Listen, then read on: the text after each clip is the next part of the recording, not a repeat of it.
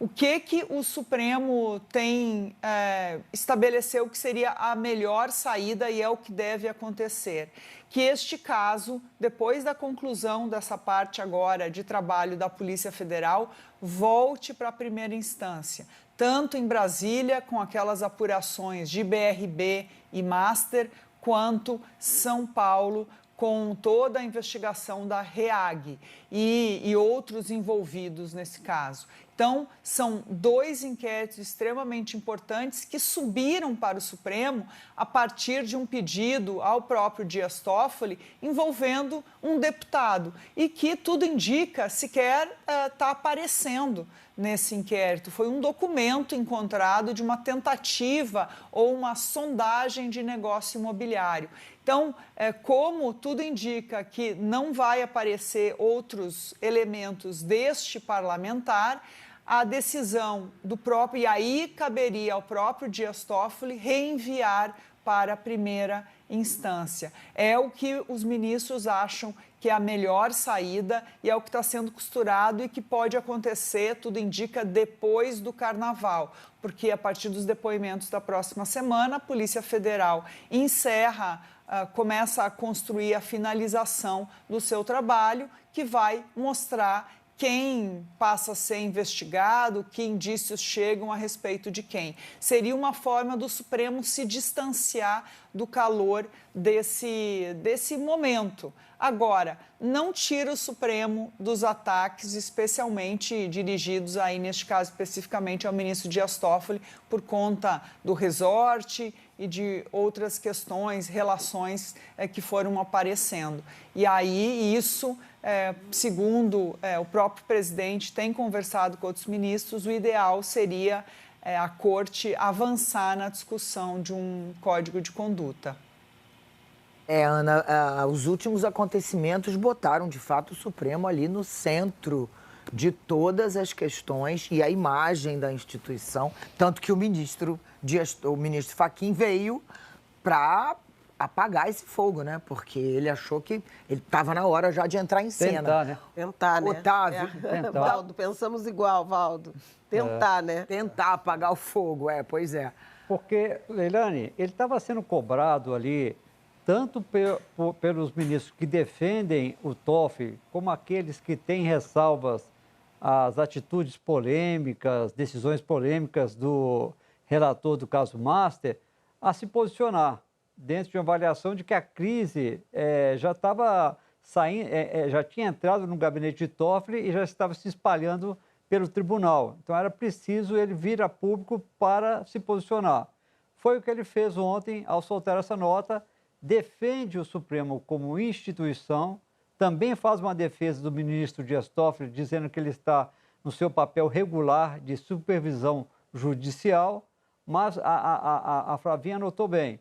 Lá no final ele disse que está tudo sendo tomado decisões durante o recesso. Podem ser modificadas na volta dos trabalhos agora em fevereiro, principalmente no que disse a Ana, porque até agora não surgiu nenhum nome novo de autoridade com foro privilegiado. A única que surgiu, João Carlos Bacelar, não tem nada a ver com a investigação.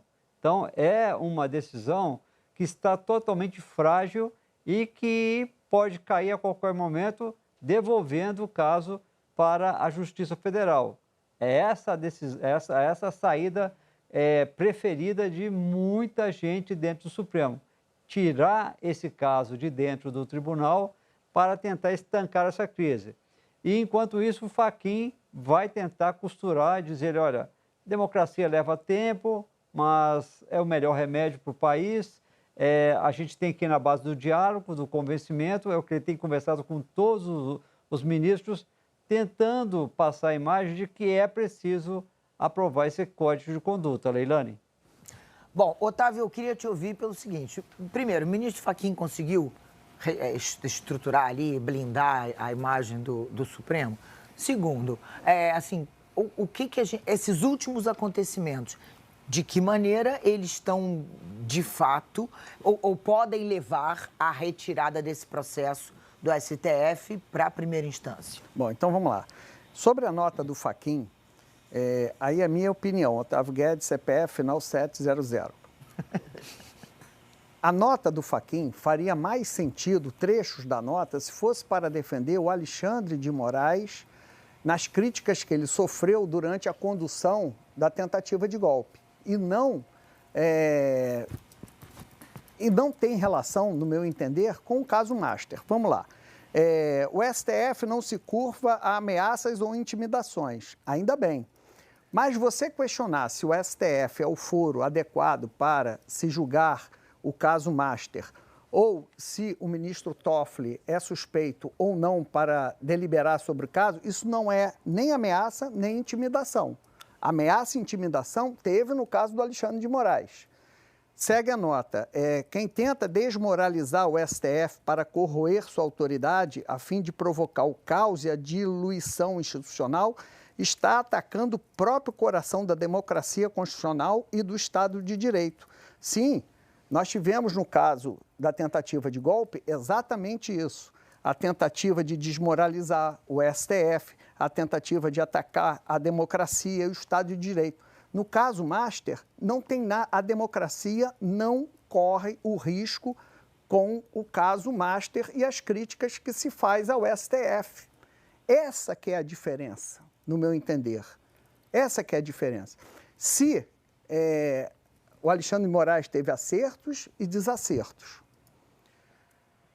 Quando ele era acusado de desacertos, ele tinha uma alegação política, olha, e a sociedade entendia isso.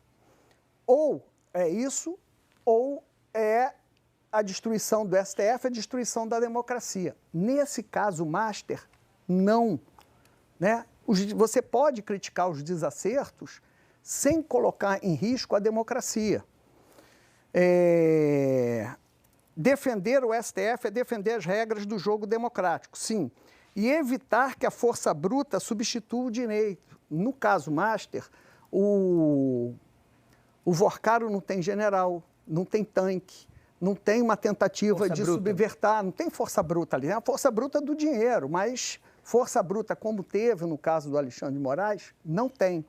Então, é lógico que o STF, o Supremo fez muito no Brasil em defesa do Estado de Direito democrático. Todo mundo reconhece isso, mas isso também não dá ao Supremo uma blindagem de críticas. Não dá. Né? E esse caso Master não tem nada a ver com o caso da defesa do Estado de Direito democrático. E quando ele diz que o ministro Toffoli estava no seu regular exercício de juiz de garantias, aí fica uma dúvida. É regular um juiz determinar de ofício uma cariação sem que a Polícia Federal ou a Procuradoria-Geral da República tenha provocado? É regular? É regular o ministro de ofício determinar uma cariação antes do depoimento, sem que haja uma contradição? É regular um ministro nomear peritos, sendo que o próprio Fachin, na DPF das favelas, determinou que a perícia não estivesse subordinada ao delegado. Sai da polícia. Por quê? Por conta da impessoalidade. Então, se a perícia não pode estar dentro da polícia pelo princípio ali, para não sofrer pressão, um juiz pode. Então, essas são questões... fazer perguntas ao investigado? Não são ataques à democracia, não são ameaça ao Estado de Direito democrático, mas são perguntas pertinentes que buscam justamente a defesa do Estado de Direito e democrático. Você diria que são questionamentos diretamente ligados a um processo que está com um caminho nada usual. Nada usual, é isso. E que a democracia e o Estado de Direito democrático, página virada. Braga Neto está preso, isso. Bolsonaro está preso, os militares estão sendo presos, está todo mundo preso, acabou, o processo encerrou. Então, não é mais ou o STF ou a democracia. Acabou, virou a página. E este caso Master não tem nada a ver com democracia. Essa carta do ou STF ou a democracia, isso, no meu entender, essa aí é uma análise pessoal, Isso já passou. Estamos em outra quadra da história em quem tentou subverter a democracia está preso. Acabou. Você criticar o STF não é atacar a democracia, né? Ainda mais quando você tem críticas ali que têm um certo fundamento. Uma das críticas, inclusive, que tem sido feitas nos últimos dias é sobre o fato do ministro Dias Toffoli estar tocando esse processo e se ele não deveria se declarar impedido.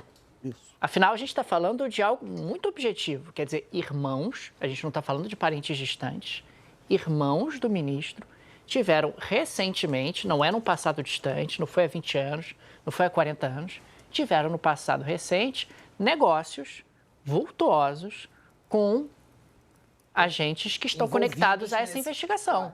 Então, me parece que é legítimo você questionar, bom, será que o ministro não deveria se declarar impedido diante dessa proximidade que os fatos têm sinalizado?